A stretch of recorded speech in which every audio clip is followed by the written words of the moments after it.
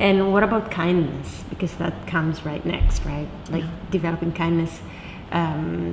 Really, you were saying before, like developing some good human beings that show compassion and respect and kindness to other peers. And you touched a very, very delicate point with girls and boys, but it's not just that, of course. And it's everything. It's everything. And what we do in the Montessori environments is we do something called grace and courtesy lessons.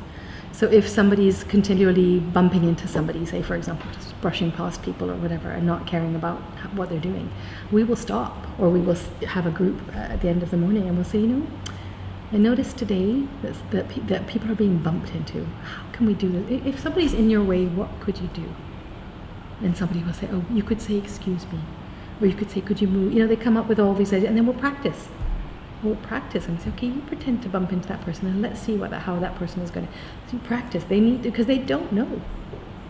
They don't know, right? I mean, I think naturally they do, but then we bombard them with all of these environments that we move them through. They pick up things as they go, and they're frustrated, and they're tired. All these things come from all of this tiredness and pressure and everything. And so you stop sometimes and you say, okay, it's like blowing your nose, right? How does a child learn how to blow their nose? You show them. You teach them how, right? It's the same with the other things. I noticed when you talked to so-and-so, you said this. Like today we had someone at the lunch table saying, oh, so-and-so's thumbs down. And I said, well, what does that mean? And she was caught. She kind of went, I don't know. She was just following something else. And I said, well, imagine how it feels to be that person, right? Would you like it if she said that to you? Because she could very easily say, well, your thumb's down.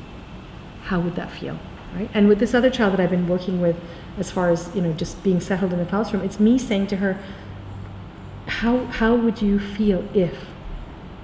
We always need to turn it around and try and look at it from the other person's point of view. That's our job as parents and educators. What is the other person feeling? That is equally important to what you're feeling. You're not more important than this person, right? It needs to be said, right? You are special. You will always be special to me, but this person is also special. Everyone is special in their own way, and we're equally important, and we need to find ways to get along with each other. And if you're upset with someone, okay, let's find the words. Let's say what's wrong. Oh, you bumped into me? Okay, now he can say something about it. And I always say, yeah, it's really nice that you said sorry, but you need to go and ask them, are they okay? I knocked you over. Are you okay? I'm so sorry. Are you okay? Look them in the eye. Make contact with people. This is where I personally feel as I get older, these are the things that are not being taught to children, that we're losing. And I think that's one of the huge reasons that I've loved Montessori, is that it's not just about the academics. In fact, the academics kind of just happen. We are about being together as a community and getting along and being caring for each other. And families do that as well, right? It's our jobs as the adult to explain this is how it is. Because we hear a lot about, lead by example and teach by example to children, but it always sounds a little bit theoretical, like what is actually in right, and practical. Do they actually understand it, right? And yes. And can they even formulate the question? Probably not, right? But if we're watching our children, we can see on their face, you can see them kind of go. You can ask them, what's puzzling you? I see something. I see that you're thinking about something. What is it? We have to have conversations with our children.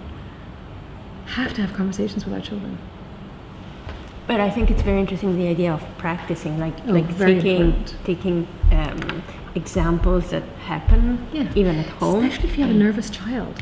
Because sometimes the children stand on the periphery and watch things happen. They know they don't like what they're seeing, but they just don't. They're too timid. Or they don't feel they have the right to step in, right? And what we're saying here is, hey, when you see something that you can see another child sort of treating another child not nice, it's okay for you to go in there and help. You can go in there and say, you know what? When you say that, that's really hurtful. And to the other child, are you okay? Right? So we foster that by talking about it and by role playing, basically.